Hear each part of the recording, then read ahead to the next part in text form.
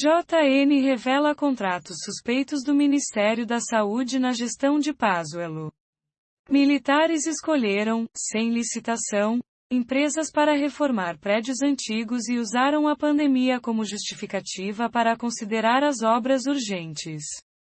O Jornal Nacional encontrou indícios de fraudes em contratos do Ministério da Saúde no Rio. Sem licitação, militares escolheram empresas para reformar prédios antigos durante a gestão de Eduardo Pazuello e usaram a pandemia como justificativa para considerar as obras urgentes. A reportagem é de Arthur Guimarães, Marco Antônio Martins e Pedro Bassan. No estado do Rio, 823 mil pessoas já tiveram Covid. Mais de 48 mil morreram. Mesmo diante desses números, os representantes do Ministério da Saúde no estado decidiram investir recursos públicos num galpão para guardar arquivos e sem licitação. A decisão foi tomada em novembro de 2020 por gestores nomeados pelo ex-ministro Eduardo Pazuello. Meses antes, em junho, o general que comandava a saúde tinha reforçado a presença de militares na Superintendência Estadual do Ministério no Rio, ao nomear o coronel da reserva George Díverio para o cargo máximo. Antes disso, o coronel dirigia uma fábrica de explosivos. Em novembro, com um intervalo de 2 dias, Díverio autorizou 2 contratações sem licitação que somam quase 30 milhões de reais. Só para a reforma dos galpões na zona norte do Rio, quase 9 milhões de reais. 2 sócios da LLED Soluções, a empresa escolhida para a reforma, se envolveram num escândalo em contratos com as Forças Armadas. Fábio de Rezende Tonassi e Celso Fernandes de Matos eram donos da Cefa 3, que fornecia material de informática para a aeronáutica. Em 2007, uma investigação mostrou que o material vendido não foi entregue, numa fraude aos cofres públicos de mais de 2 milhões de reais. No longo processo na Justiça Militar, Fábio Tonassi foi condenado à prisão em terceira instância, mas segue recorrendo em liberdade. A empresa Cefa 3 está proibida de celebrar contratos com o governo federal por 5 anos, até 2022, mas os mesmos sócios simplesmente abriram uma empresa nova, a LLED.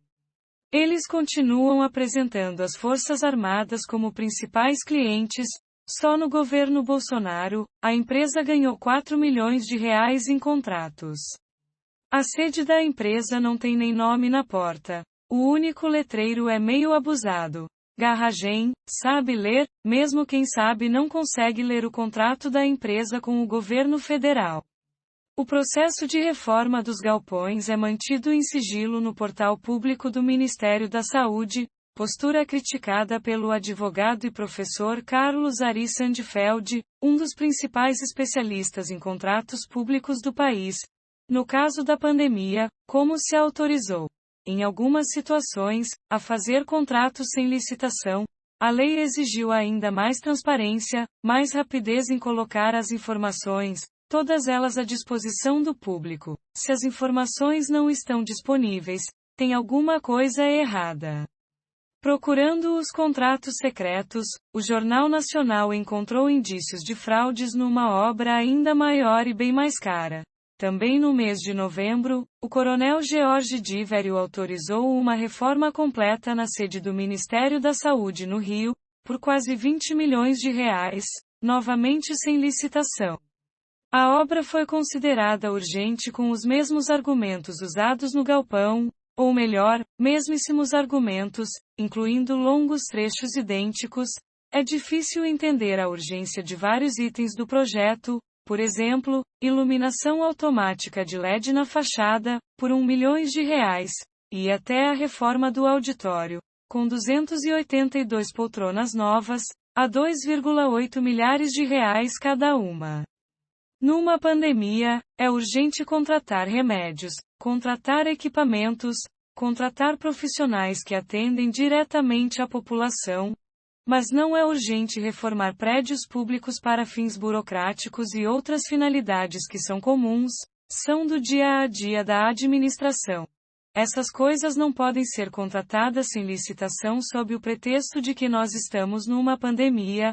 afirmou Carlos Ari Sandfeld. A empresa escolhida, sem licitação, para uma obra de 20 milhões de reais fica numa área dominada pela milícia no município de Magé, na Baixada Fluminense. À primeira vista, parece uma empresa pequena para uma obra tão grande.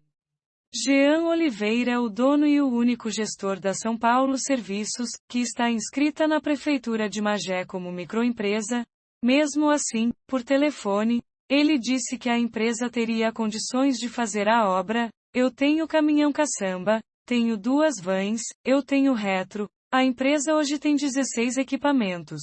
Eu ia vender uma parte dessa frota para você iniciar ela, mas eu tenho caixa também.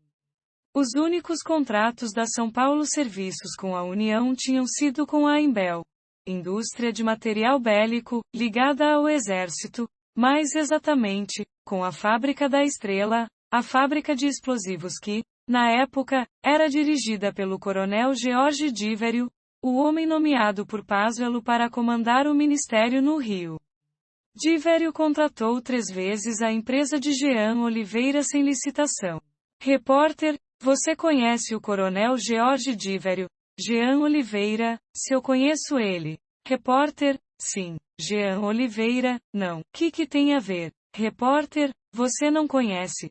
Nunca esteve com ele. Jean Oliveira: não. Conhecer, eu conheço pessoalmente, não. Diante de tantos indícios, a Advocacia Geral da União não aprovou as 2 dispensas de licitação. Depois de assinados, os contratos da reforma no Ministério e nos galpões foram anulados. Mesmo assim, a AGU quer que a investigação continue para verificar se há indícios de conluio entre os servidores e a empresa contratada. Os pareceres reconhecem que os prédios precisam de reformas, mas afirmam que agora só seria possível fazer obras ligadas à segurança e nada mais. Durante uma pandemia, enquanto seres humanos lutam pela vida, até as paredes sabem que elas podem esperar. A Superintendência do Ministério da Saúde no Rio declarou que atuou dentro da normalidade em relação à dispensa de licitação, que os processos foram anulados e encaminhados à Corregedoria Geral do Ministério e que atua com transparência e lisura nos processos. A empresa LLED declarou que não tem nenhuma relação com a Cefa 13 e que é apta a participar de licitações, tanto de forma técnica, quanto de forma fiscal.